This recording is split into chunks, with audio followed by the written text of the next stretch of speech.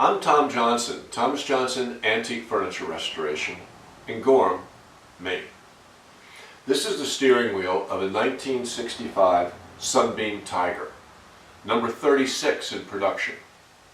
It was originally sold at the World's Fair in New York in 1964.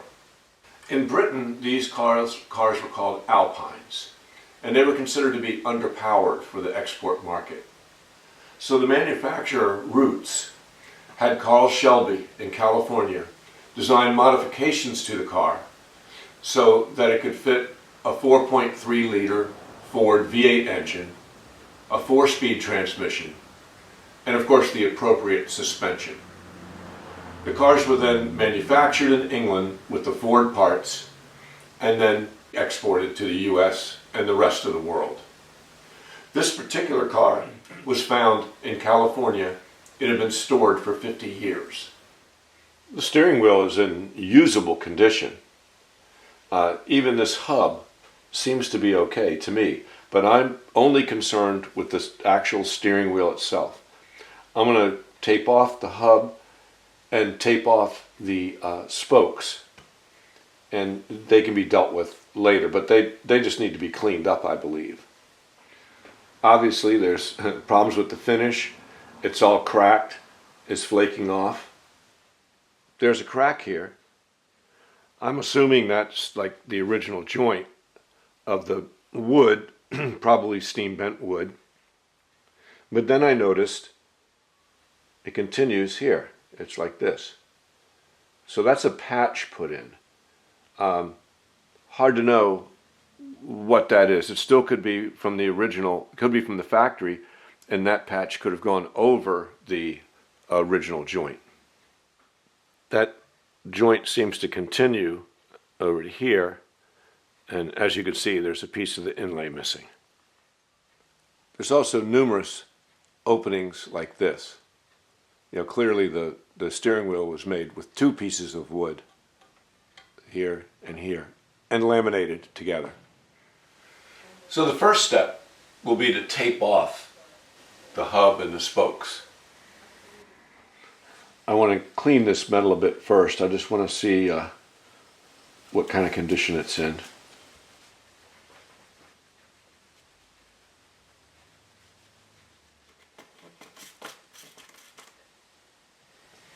I'm just trying to be really careful.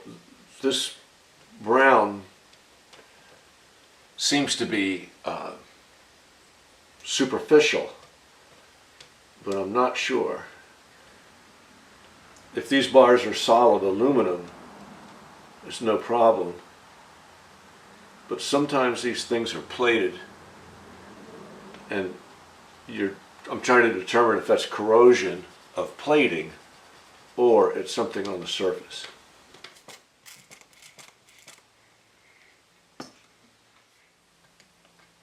Yeah, I think it's coming off. I wouldn't use anything harder than a thumbnail. I suppose maybe a credit card. Yeah, it works well. It's not like magic though. You still gotta work at it a little bit to get it to come off. Yeah, the back side too.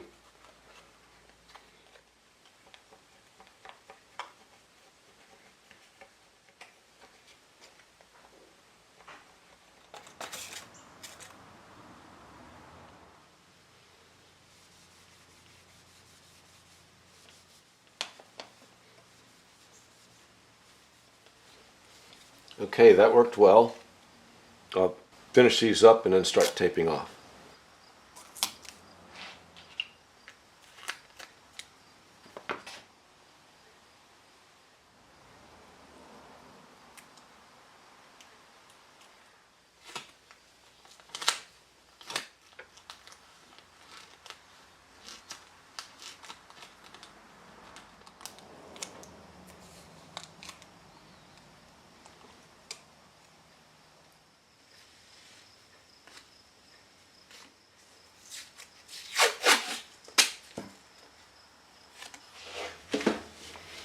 I'm going to try out some stripper in a small area here. Let's see what it does.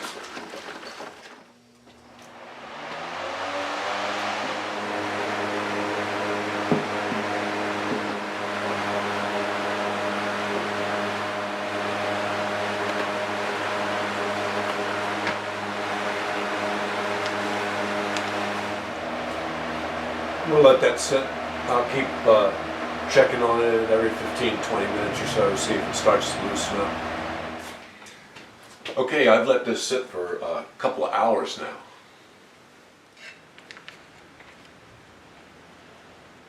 Okay, it's loosened things up a bit. Let me get a regular hook scraper.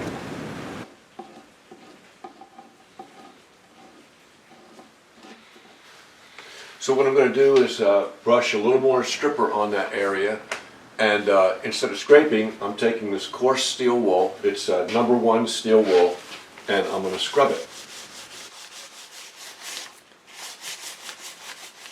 Oh, that's coming nice and clean.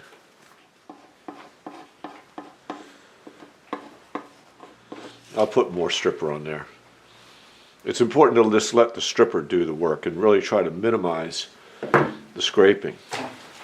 But I realized I still need to test one thing first. I need to see what happens with this inlay on this side. I don't know what the inlay's made of. So I've got some stripper here in this area on the inlay. I'm going to scrub it a little gently here and see what happens. I'm still a little unsure what's going on there. I'm going to take just some plain water and a Scotch-Brite maroon pad and just scrub off that stripper.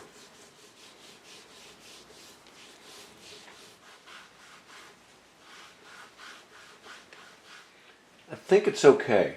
I'm going to let this dry and even sand it a little bit so I can see what I've got there. Okay, this is a little 150 sandpaper.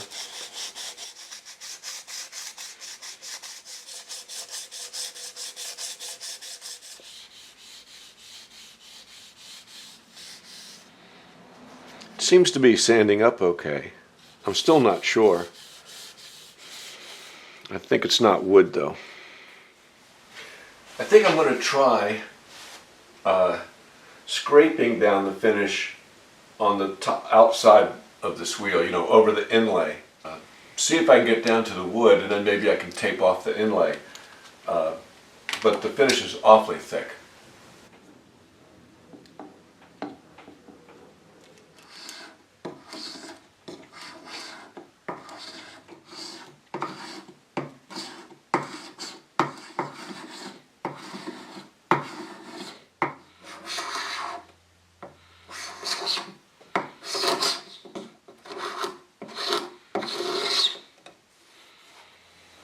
Well, that's a bit of work, but I like it.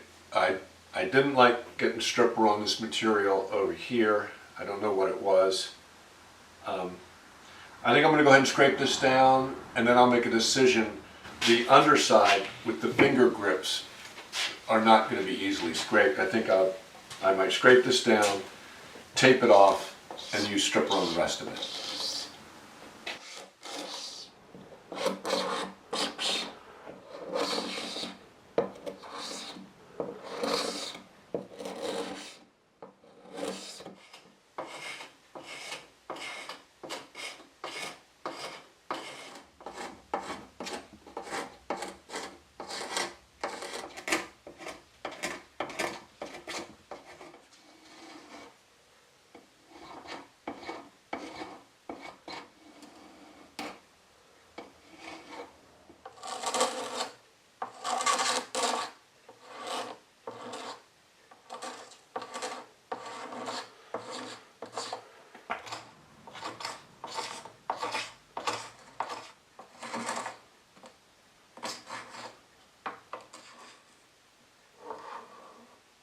The grain direction is tough to deal with. It's changing constantly throughout the circumference of this wheel.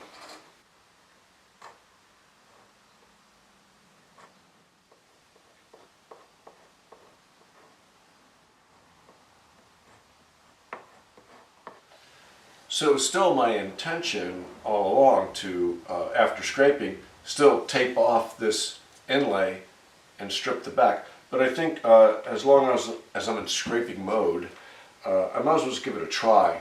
I'm not so sure because of the finger grooves that it's possible.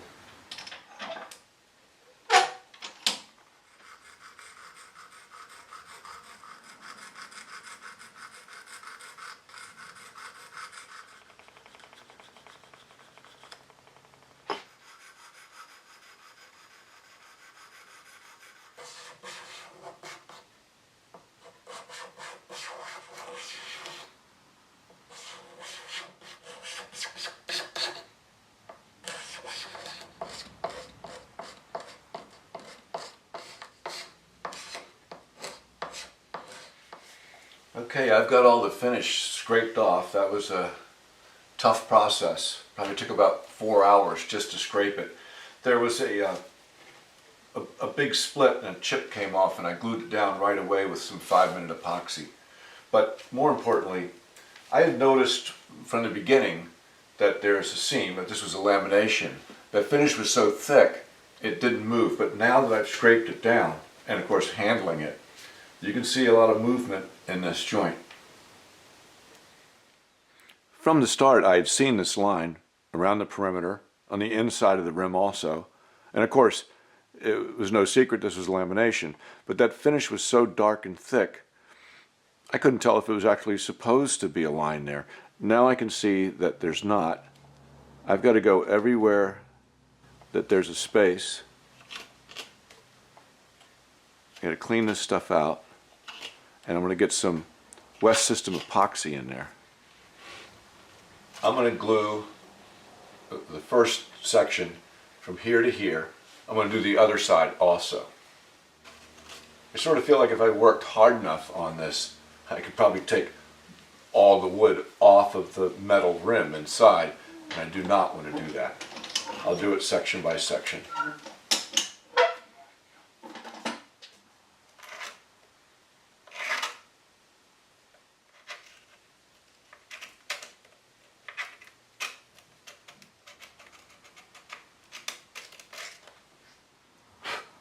I feel like I've got as much of the old glue or finish or whatever it was out of there as I can. So I'm going to use West System, the 105 epoxy resin, the 206 slow hardener, and a syringe. I won't use any thickener. These pumps are calibrated to the correct proportions.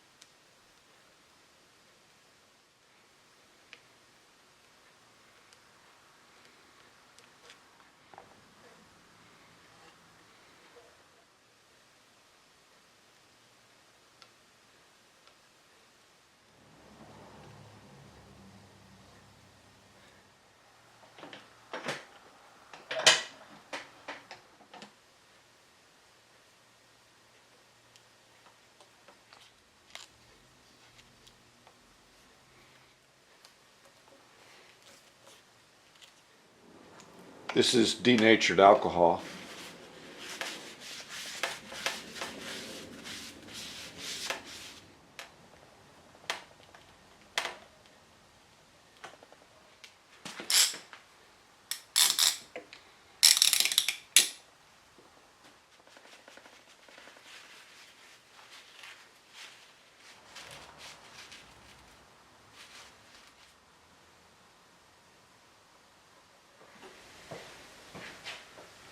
Okay, let's Let's see what we've got here.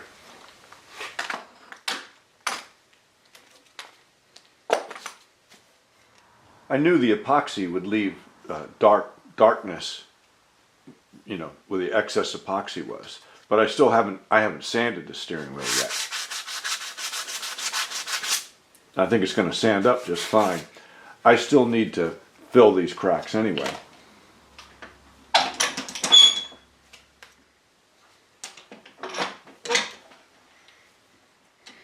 The other half of the steering wheel has got the same problem, not to the extent of the other half, I don't believe. Although when I start digging a little bit, it might loosen up. But even after getting this area well cleaned out, I'm not getting any movement. Yeah, nothing. But I will still fill this area with epoxy and any areas like that, and clamp it just to make sure. This area appears to have not been previously filled or glued, but luckily it's got plenty of movement here. I'll be able to get the epoxy in and clamp that up. I'm going to glue up this off camera because it's the exact same procedure that I did on the other half yesterday. Okay, I'm going to take these clamps off, then I got a bunch of sanding to do. I have places to do some filling. Let's get started.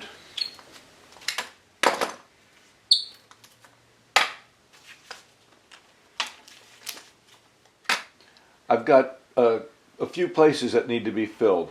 The most obvious is where the inlay is broken away. Also note here that the damage also is where the original boards were glued together, and a lot of the places that need to be filled are in that category, at the joints where they were originally joined. The second section of inlay which needs to be filled is here, and there's a crack here though that is not where a joint was. So there's a few of those, and then around the joints. For the filler, I'm going to use Mohawk epoxy putty sticks. I just recently learned that they are good for exterior use also. And for where the inlay is, I'm going to mix it with some black powder stain. I've taped off around those spaces of missing inlay. I don't want any of the black putty getting into the grain.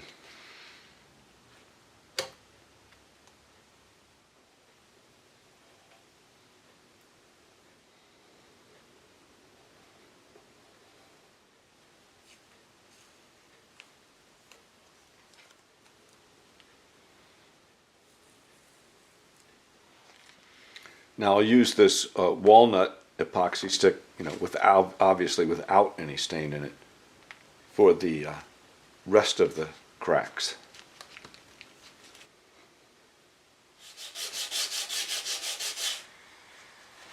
Okay, I got all my putty applied, and now it's just a whole lot of sanding. And I'm sure along the way I'll find a few more places to putty.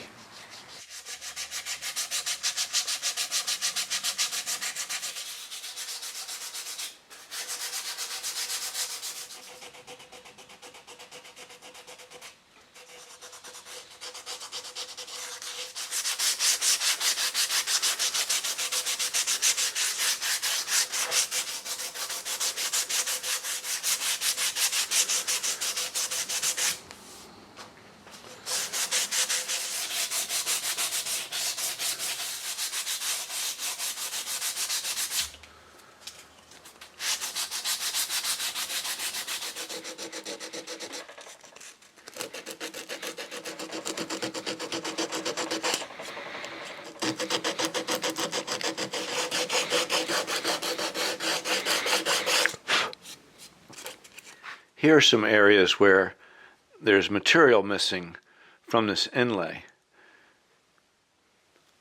It's still black, so I don't need to mix up black putty.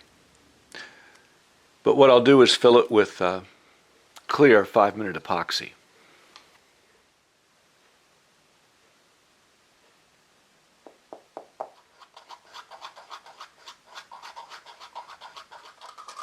Mix the epoxy for 45 seconds, no less.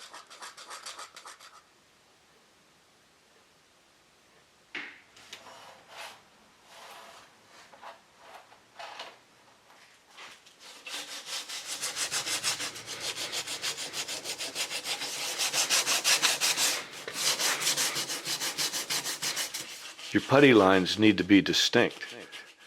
The putty doesn't feather out. You can't spot sand either. You need to take down a large area here, slowly and carefully.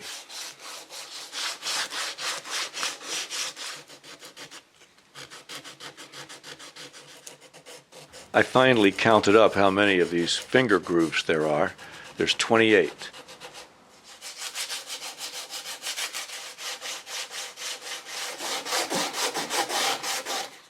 See all those fuzzy areas? That's end grain. They got a lot of grain changing going on in these grooves. But those areas will sand up well with the lighter grits. Back to that 5-minute epoxy.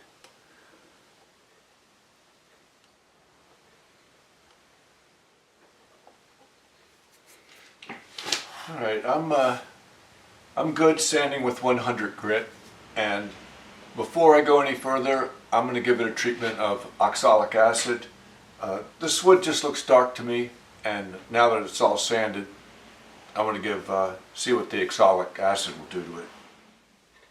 So I've got oxalic acid, which technically is not a bleach. I can't weigh it. I just use this measuring cup. It's like 1 ounce, 30 milliliters liquid measure. I use 2 of these. I'll use hot water just from the tap, 3/4 of a liter, a quart. Measurements aren't critical. Tap water runs pretty hot here. I get it's about 55 degrees centigrade, 133 Fahrenheit.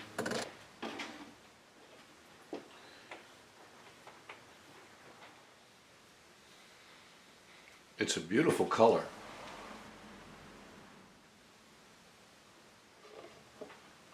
The back of the wheel looks very dark. I take it back. It's pretty similar to the front.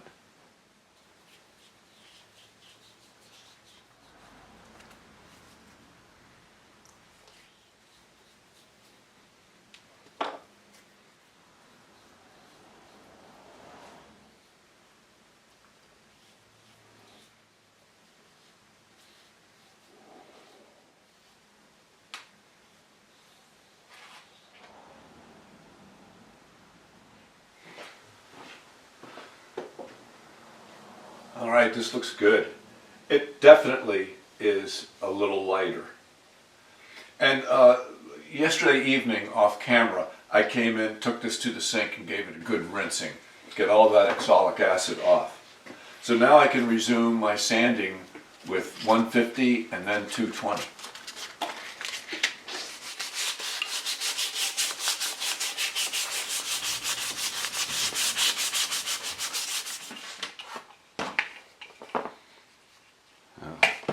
Back to the old finger grooves.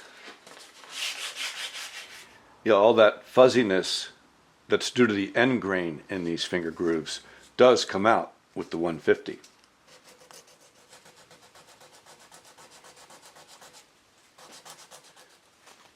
Any remaining little fuzziness I'll get with a 220. Earlier I said I'm going to sand with 220, and what I really should have said, and what the real term is that I'm going to sand up to 220. By that I mean I've done the heavy sanding with 100 grit, and I can see sort of scratches and a little bit of fuzziness in here. I need to sand all those 100 grit scratches out with 150 until there are no more 100 grit scratches. They've been replaced by 150 scratches. Okay, that looks good. looks a lot better. It's still a little fuzzy, but remember, this is figured wood cut on a curve like this. It has all kinds of crazy grain patterns. Now I'm going to try to sand it with 220 and get rid of all the 150 marks. Okay, that's looking good. I'm going to put a little alcohol on it. Let's see what it looks like. It looks good. There's no point in sanding higher than 220. At that point, you're just burnishing the wood. In fact, most finish manufacturers tell you to stop at 150. Okay, finally ready to start the finishing process. I'm going to blow this off with air, and then this is the finish I'm going to be using, Waterlox Marine varnish. And first I'm going to seal it with this sealer that they recommend. Now, per the instructions, I'm going to wipe it down with paint thinner.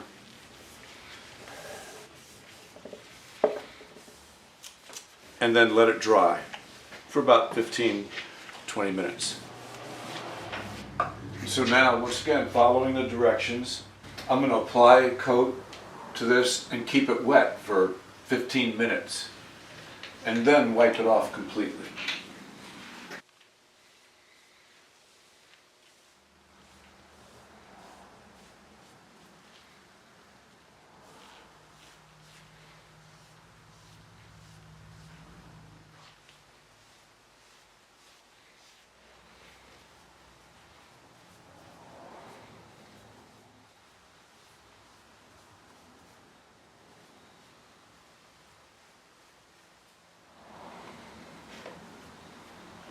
All right,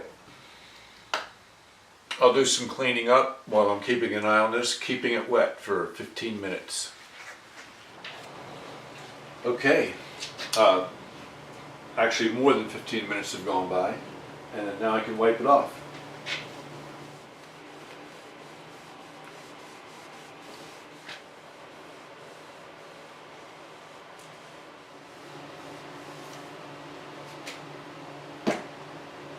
All right, let this dry overnight, and I'm going to take this oily rag outside.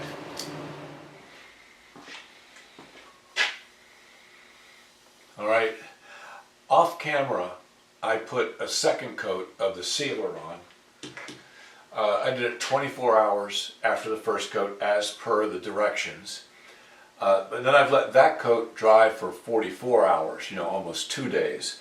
So I'm going to go over it lightly with a Scotch-Brite pad, just looking for any problems, making sure it's nice and smooth. It's not necessary to sand between coats. Then I have touch-ups to do, and then I will apply the first coat of varnish. For the touch-ups, I'm going to use some dye stain, brown mahogany dye stain.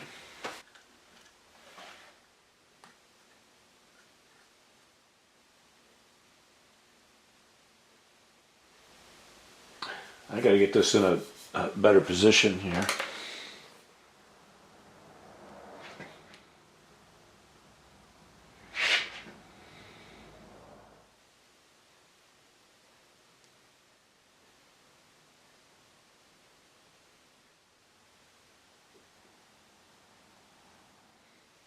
Often it'll take 2 coats of the dye stain over this finish, which is a oil finish. It takes a while to start to soak in. Once it goes in, then you can go back and it absorbs better.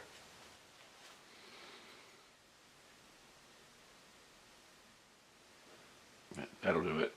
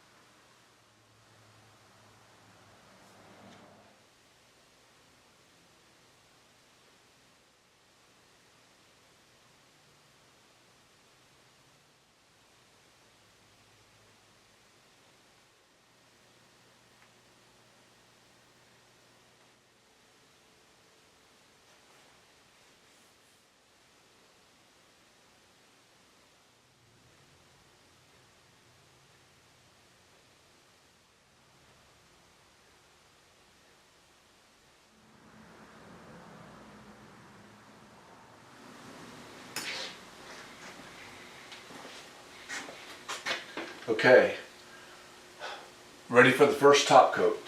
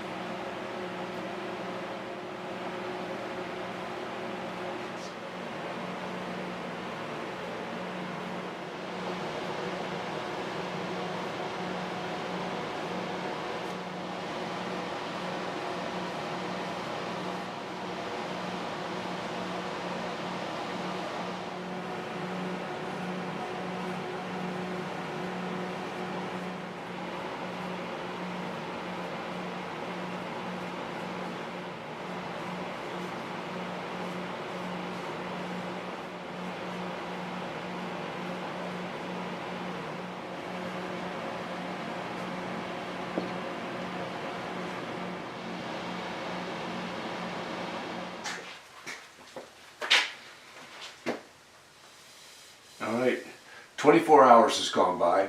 I've had the heat up all day. It's just a little cool outside, and it looks good. I'm going to go over it with a gray Scotch-Brite pad and then put another coat on it.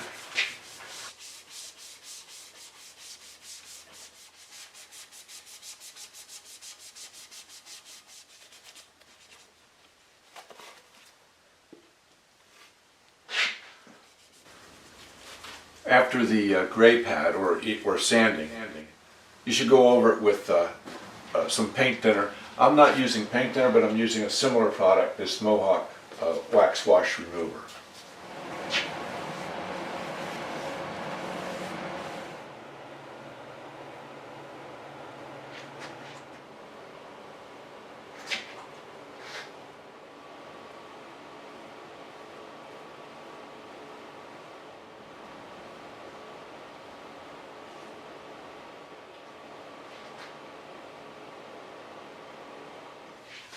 Okay, I've let this second top coat dry for 2 days. I've kept a little portable heater on during the daytime, and it's nice and dry. I think I can cut this back again with the gray pad, but a little more aggressively this time.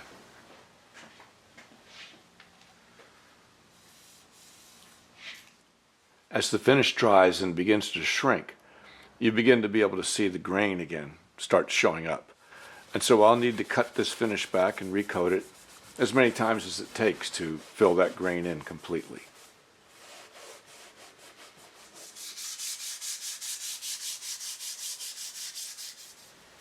I'm finding I have enough finish on here to sand a little bit, so I'm sanding with 320, being very careful. It's easier to sand through with sandpaper than with the gray pad. So I feel like I'm cutting it back a little bit more with the 320, and then I go after it with the finish it up with the gray pad.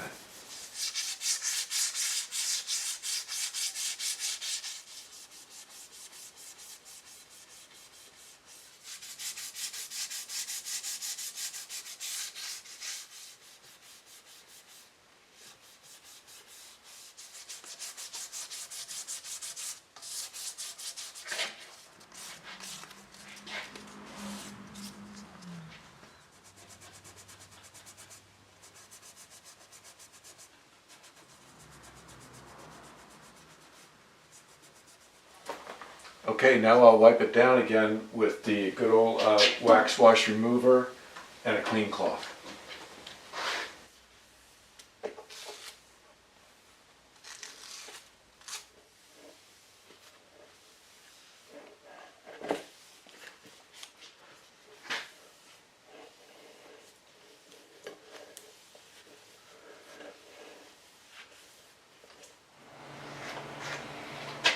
This will be the third top coat.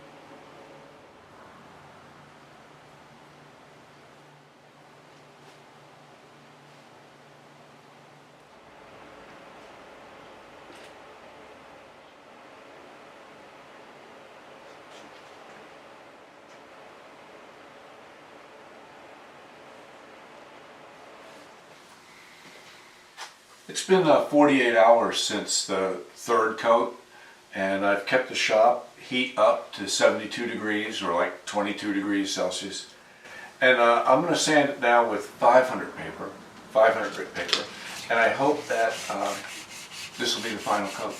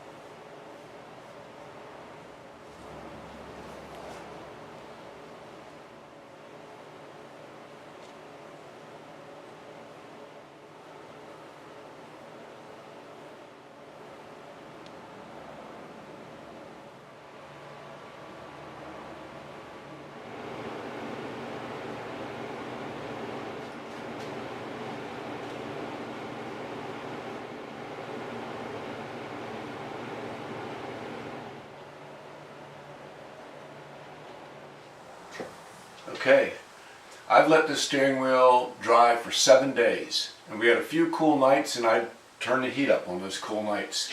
I think it's ready for the final step.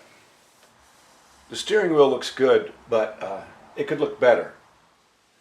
I'm hoping you can see here a little bit of graininess, a little bit of orange peel, very, very fine, and a difference in the sheens.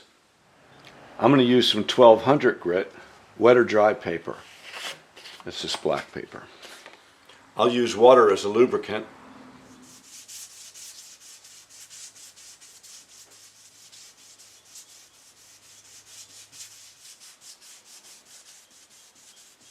I'm applying very little pressure.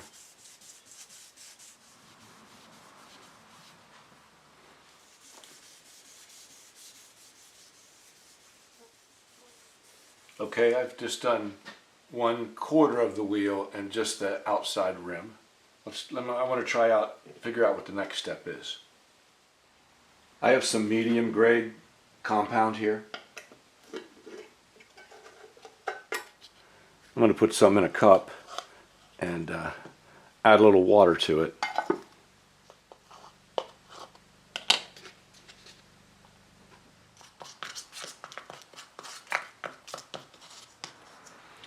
These are 3M white pads.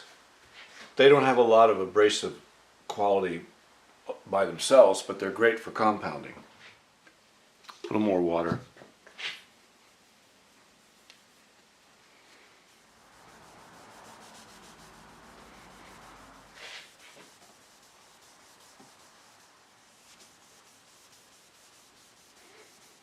And I keep adding water to the pad. Has the effect of just, it's less and less compound each time.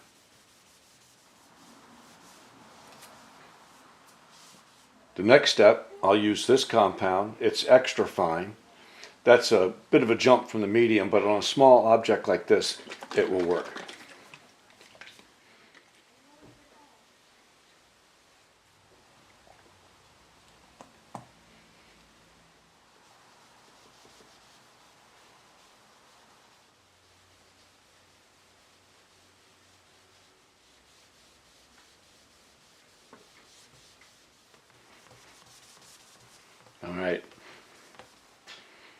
I'm liking that. Okay, well that's a small section there. I just got to go all the way around, insides, the finger grooves.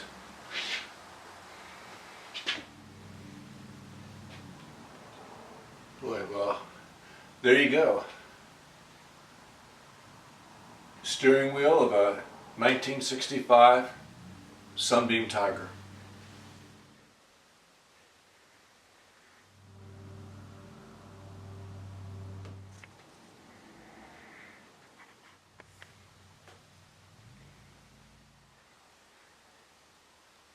Yeah.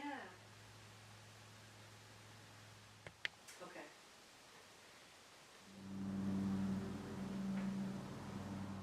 Make an appearance for dinner or something.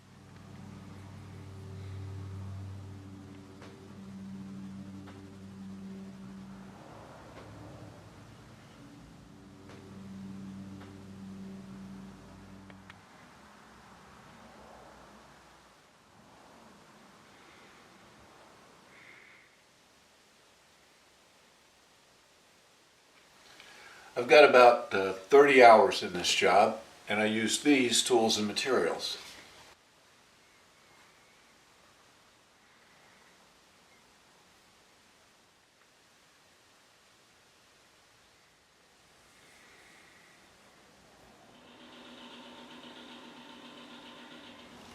If you like this video, please hit subscribe, like, and feel free to share it on other platforms.